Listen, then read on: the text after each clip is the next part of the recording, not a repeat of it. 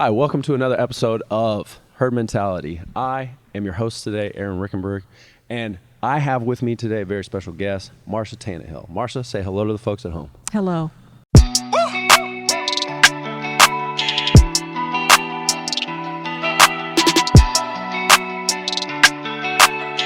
Awesome. Today is inspired by a couple of conversations that we've had over the time of personal training. Marsha and I have been personal training together for approaching 4 years now. Through that, we've started to kind of talk to each other about why we got started in these specific things and how and why we end up continuing. So today we thought that we would share that information with you today. So, Marsha, turning to you. You started personal training before we met. Right. We've talked multiple times about the fact that you've had lots of different trainers. Right. So, what initially brought you to one-on-one training, personal training? Well, I had been going to a physical therapist because I had some issues with my knees. And as we talked, the physical therapist and I, we talked about things that I would need to work on related to knee strength as you age. You know, just being able to get around the house. You know, toileting, things like that. Although I wasn't quite that old yet, but he suggested that I try a personal trainer, and so they got me started. And Aaron, I think you are actually the fourth personal trainer I've had. No, the fifth. You're the fifth personal trainer that I've had. So, trainer. Yeah. And again, it started out with my knees, but it's really now I think about maintaining strength for everyday life. Personal care routines, doing shopping, socializing. I'm 69 years old, so it's important that I maintain those kinds of abilities as I get older. So, absolutely. Plus I love doing the personal training. It's really, I've come to love it, even though sometimes it's really hard work. Is there a specific thing that you end up finding that you kind of like either love or dislike? Or? Well, when I started personal training, my fourth personal trainer actually had me he started having me do weightlifting and bench pressing. And then he had me flipping tires.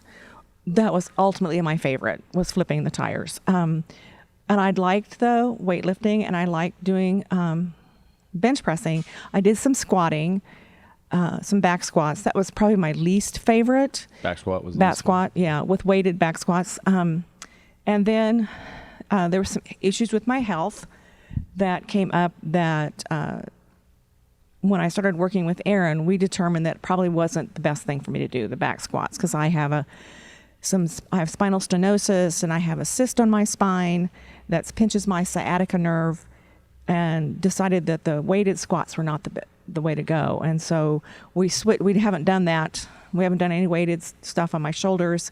I might get to flip tires again someday, but I'm not quite sure. Aaron's going to decide that. But the other thing that I really came to appreciate about personal training was it just made me feel stronger. It made me feel healthier. I was proud of being able to do things that I never thought I could do before, like with weightlifting. Yeah. That was something I never thought I could do before. So I appreciate the fact that trainer really got me kind of started on that. You should give that trainer a shout out. That's Brian Collins, and he lives in Utah now. He's he has his doctor in physical therapy now. Yes. And I can't think of the name of his program in Utah, but he was really great. He got me started with the lifting weights, and he's the one that started me on the flipping tires, and that was truly one of the most fun things I've ever done. Yeah. Really hard work, but it was fun. I was at the gym training in the regular classes Right. at the gym we were both going to at that time frame. Right. And I still remember coming in and just kind of being inspired by the fact that here's this lady, who is experienced, and she's had a lot of experiences in life that, I haven't had yet. She's had a little bit more time to do some stuff. And here she is, super early-ish in the morning. Typically the sun is just coming up when her and Brian are working together. Right. And she's outside flipping tires, and there's water on the inside of the tires from the condensation. Yeah. And like it's getting everywhere, and she's just getting after it, but it's not stopping her at all. And I'm like, wow, that's really cool. It was very humbling for me when Brian was moving on, for him to say, hey, I would like you to train Marsha, because I knew how much he cared about you. I know how much he still cares about you. And I thought it was very, very cool. I didn't take that responsibility lightly. So the squatting and the pieces and stuff like that you mentioned, I think we should unpackage that maybe a little bit, just because, you know, we still kind of squat. Yes. It's a little bit differently. Right. But we definitely do squat. I just don't have a weight on my shoulders, Right. which is weighting down my where is spine. the weight at when we do it? It's at my waist and my hips. Yeah, absolutely. Cut to rhino footage. Yeah. Yeah, that Rhino machine I really like. Yeah, the things that I'm doing here with Aaron, the machines that we're using, the sled, when we started pushing the sled before we moved over to this gym, we were outside on the sidewalk because there wasn't really room in the gym. And I remember one day, we hadn't been doing it too long, I said, how much does this weigh? Because I was just pushing the sled. And I think you told me 90 pounds or It was about 90 pounds. about 90 pounds. And I said, that's not right. That's not true. It didn't feel like it weighed that much. And it really does weigh that much. And then when you add weight to it, it's like, I always impress myself when I add weight to the sled. Absolutely. And that has been really good for my back. I had this issue with my spine. I had a cyst on my spine, and I had it drained twice. And the last time my doctor suggested maybe I talk to a surgeon about removing it. The surgeon didn't really want to do that. But by the time we were moving on to talk to a pain doctor, we had done enough of the sled work and the Rhino work that I wasn't having pain anymore. And also with that sciatica, my toes were getting numb, and that wasn't happening anymore. And that hasn't happened for about 1.5 to 2 years. So, I think is really amazing. I'm just so pleased with that. We did have some hiccups, though. I mean, it wasn't Yes. definitely. I mean, we kind of pushed into some things, and we learned some hard lessons. Like Yes. when we were, you know, like, hey, could we get you to row a 5K? Could we do these things? And what we were starting to find out was, we didn't quite have the muscles protecting that piece of the spine. Right. There was just a little bit too much movement through the spine.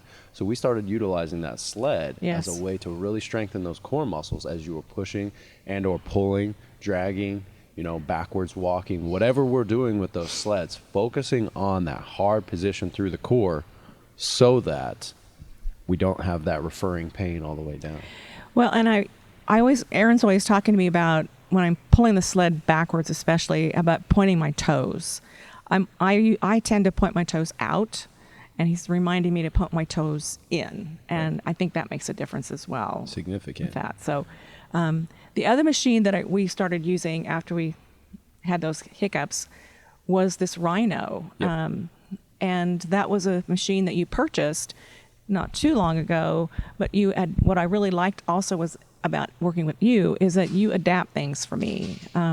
You made a Rhino, I don't know how you did it, but it functioned like the Rhino functions, but it was you adapted all these other pieces of equipment and stuff that really made a difference, I think, and probably the Rhino now is my favorite next to the sled. So the setup process, for the Rhino, we're talking about it generally here, like everybody knows what it is, but it's a piece of equipment that has a hole in the floor and a cable goes straight down through it. And that cable attaches to your waist so that it loads just your hips and your legs.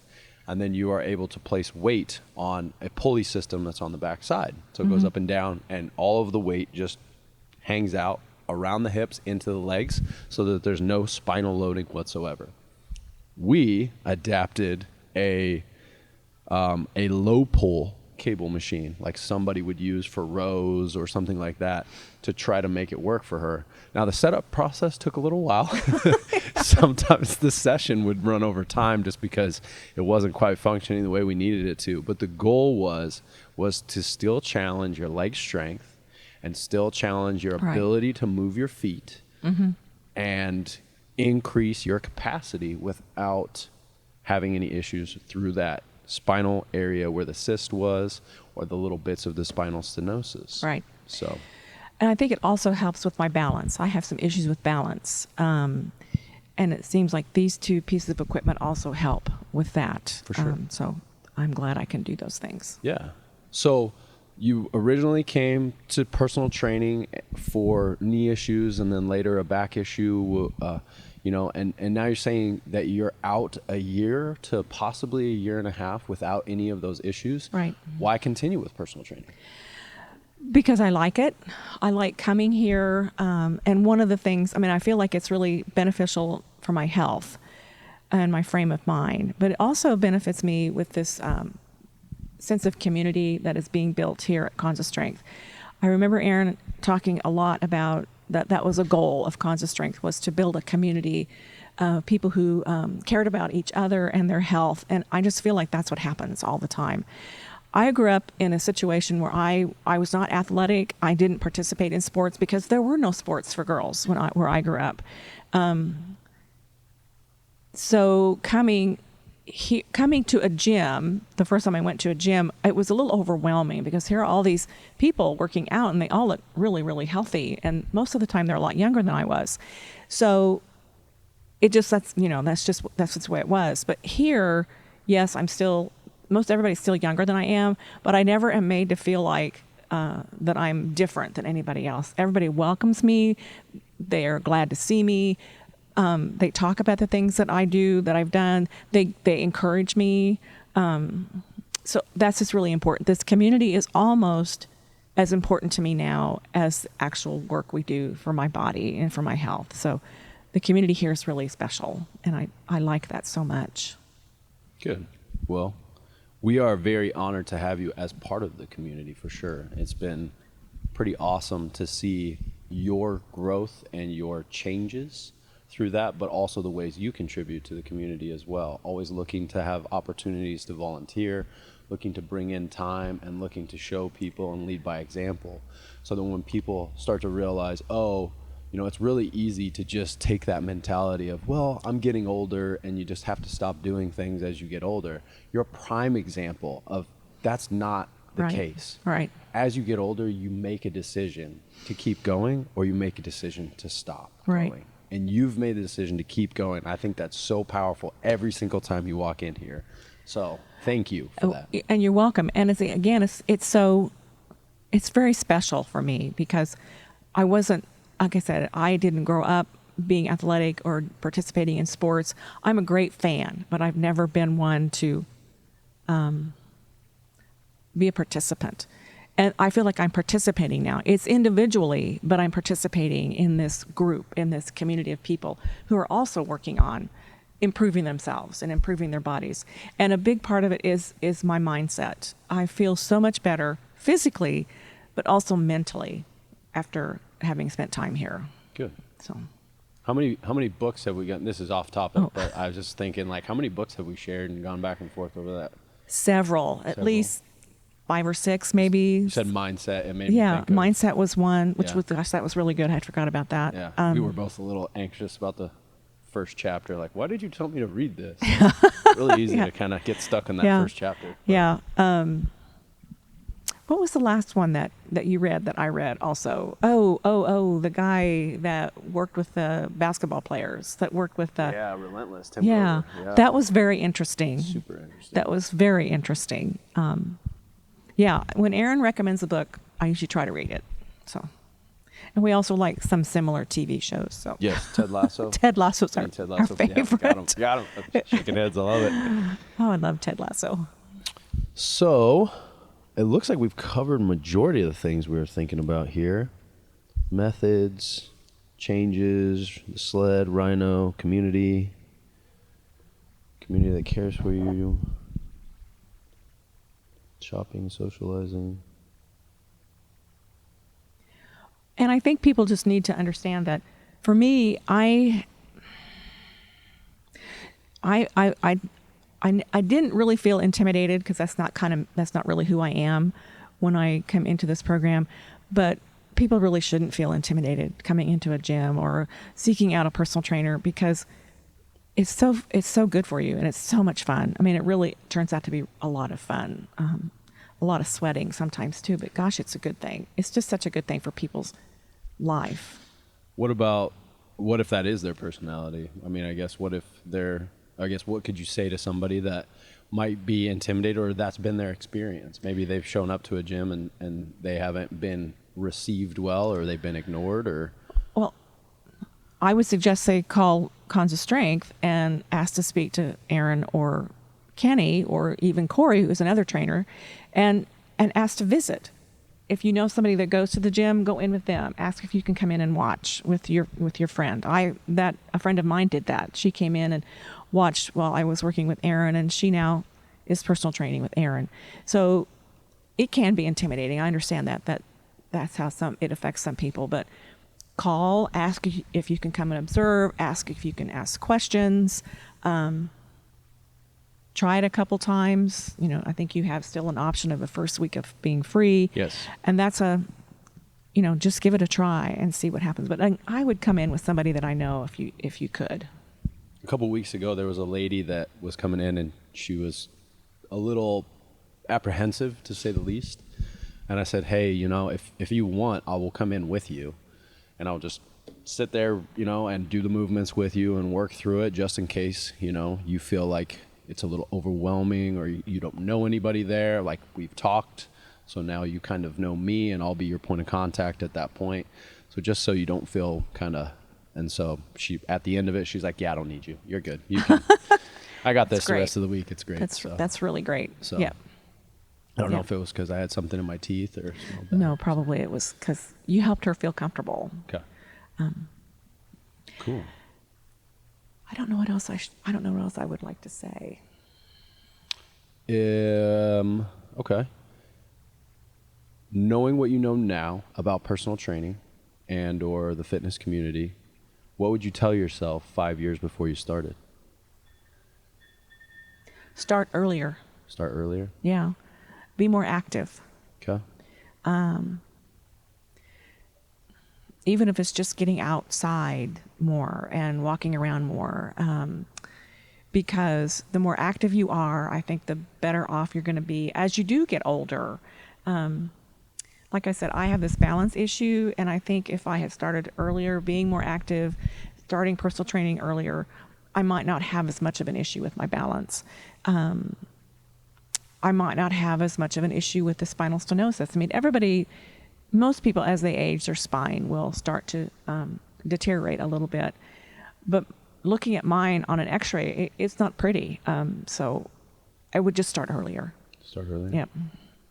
Okay. Do something. Get busy and do something. Get busy living. Yeah. Yes. That's one of my favorite quotes from jumping out of an airplane. Get busy living. Okay. Yes, that's really important. Yes. And I think it's a mindset that is here at this facility. I like that.